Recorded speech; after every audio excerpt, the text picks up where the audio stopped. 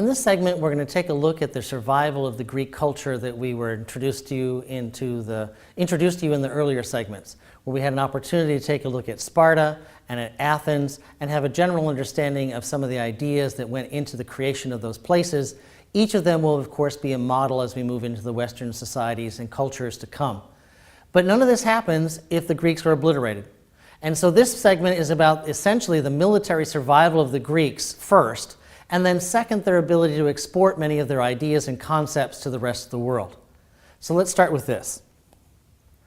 We all know the phrase, the friend of my enemy is my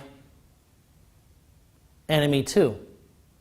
So even though the Greeks are going to be not looking, in the case of Athens or Sparta, they're not looking for a confrontation with the Persian Empire on the horizon.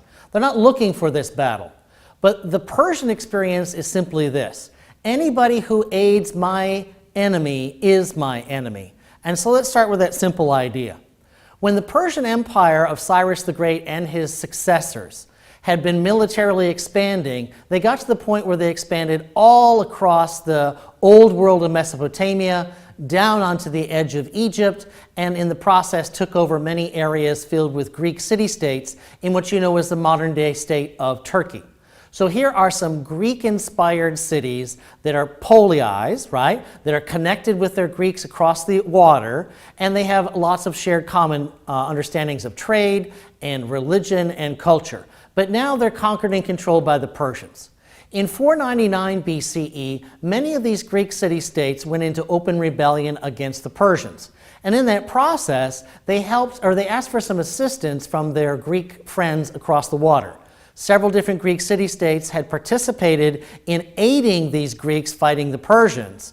And from the understanding of the Persians, anybody helping my enemy is now going to be my enemy as well.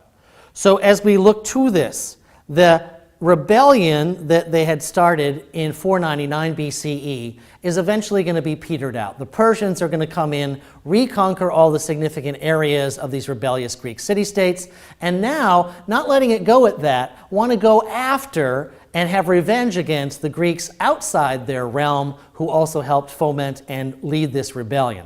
In that case, there's two Greek city-states that are targeted by the Persians. One, a place called Eritrea, and the other is the polis of Athens. In 490, the Persian military forces are gathered and they are sent across the Aegean Sea, relatively small bit of the Mediterranean, from modern-day Turkey to modern-day Greece, if you want to visualize this.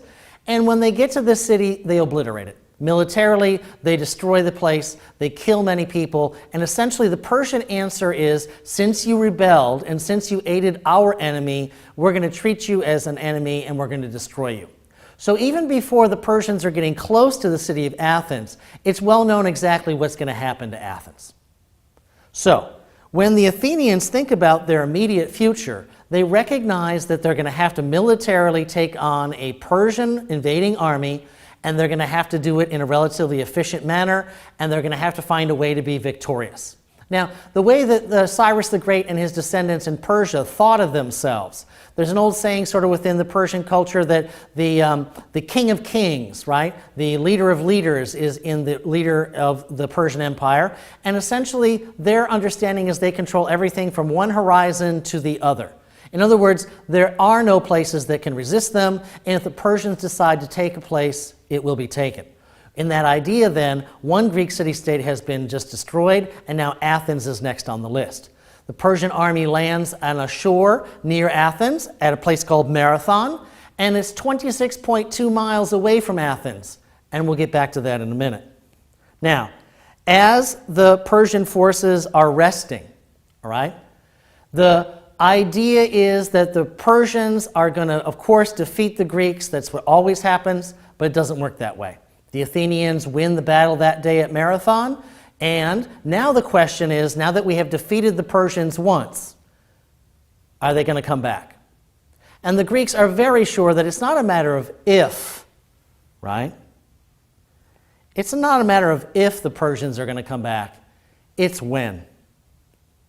The Persians are not going to allow any military setback to stop them, because one of the ways in which the Persian Empire operates is they always obliterate their enemy. And if the rumor gets out that the Greeks, in this case the Athenians, have gotten away with defying the great emperor, well, that means that other people are going to have an example that they too could defy the Persian emperor. And the Persian Empire functions on the basis of a very strong centralized authority, intimidating all the people in the empire, giving them just enough authority to function, but with the idea that if you do not obey, you will be attacked. So now the Persians are out there, they're planning their return. The Greeks in Athens are not living under some sort of cloud of doubt. They know the Persians are coming back, and they have to think of how they're going to survive as a society, as a culture.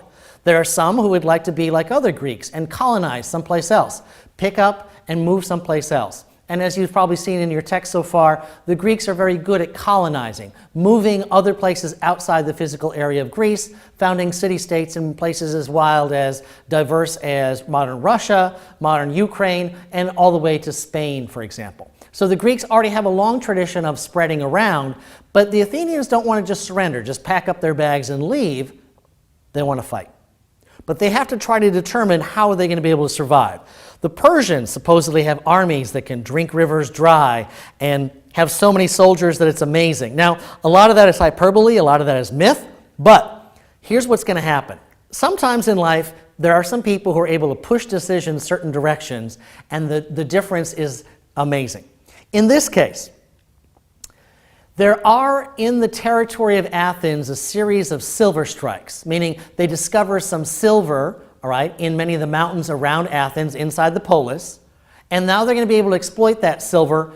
And in one tradition, the idea is, okay, well, let's take however much silver we encounter in our territory, divide it up amongst the male citizens, and there, everybody was a beneficiary. That would be the easy thing. Instead, a local politician, his name is Themistocles, he comes to the Athenians and say, listen, we know the Persians are coming back. We have no illusions. What if we took that money, that silver strike, exploited it as much as we could, and we used that money to build some significant ships, all right?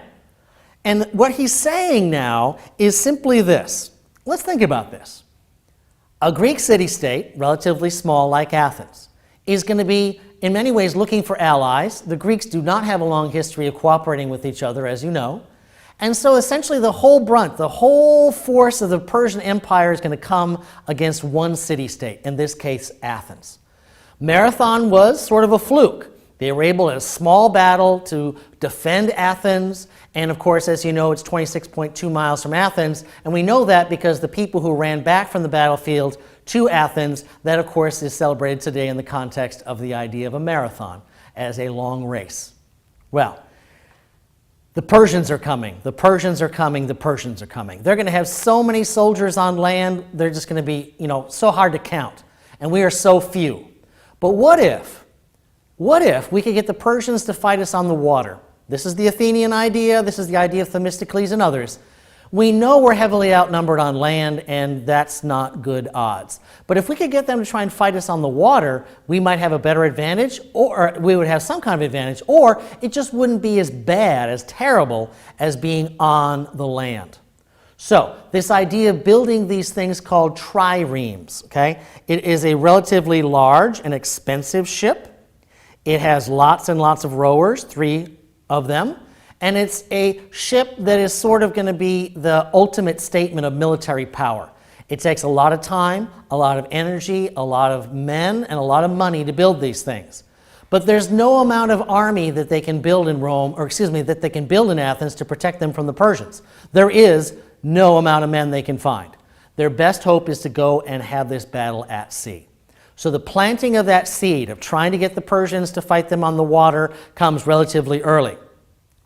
By 480, Xerxes, who is now the emperor and the controller of the Persian Empire, organizes his forces, and he's coming back. And the Greeks have no illusions of what's going to happen next. Now, here's a relatively simple map. And what I want to show you here is a couple of things.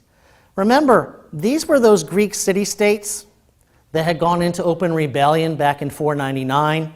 And they had had help from their allies over here in what you know as modern-day Greece, especially the Athenians and the people from Eritrea. Now in 490, when they had come back, they fought the Battle of Marathon, and you can see that on the map, not too far from Athens.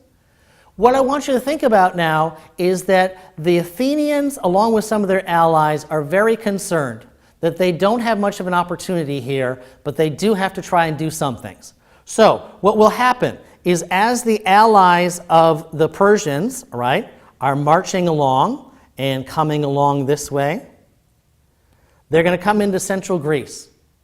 And at a place called Thermopylae, in a small gap in the mountains, there's going to be a famous contingent of Spartan soldiers called the Spartan 300. Some of you might be familiar with the graphic novel that talks about the Spartan 300, or just the legend itself in terms of the Spartans. Now remember, Spartans prided themselves as soldiers on the idea that they are either victorious or they die. There is no surrender. There's no compromise. That we've seen in the sense of how they were trained. At Thermopylae, the Persians are backing up against this very narrow valley. The Persians are then trying to break through. Eventually, they do get around and slaughter all of the Spartans who were in their way. But this battle called Thermopylae gives the Persians a delay, and they cannot get everything done that they want.